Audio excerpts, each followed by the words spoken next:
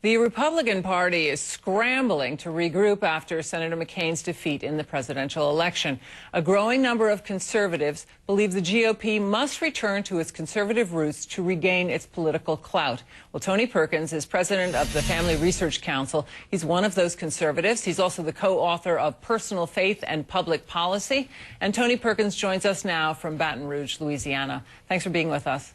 Good evening, Kitty. How are you? Good. You joined us many times during the campaign. You always said that the evangelical Christians and social conservatives were unable to relate to either candidates. How do you feel now that the election is decided? I feel the same way. They had a hard time relating to the two candidates. I think the Republican brand was damaged before John McCain picked up or was given the mantle of the Republican Party. And I think if the Republicans want to be successful, they're going to have to somehow find those conservative breadcrumbs that they dropped on their way into the political wilderness. I think they can do that, but it's going to have to be, as you point out, returning to those conservative principles. Fiscal conservatism, that means smaller government.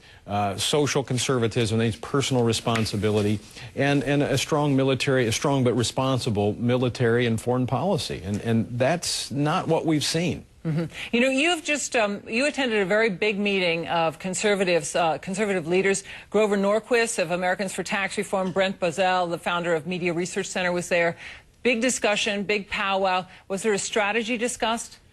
Well, I think there is a strategy that's going to be going forward for the conservative movement. I think many in the conservative movement, if you will, believe that the Republican Party took over the conservative movement and kind of ran it off the road.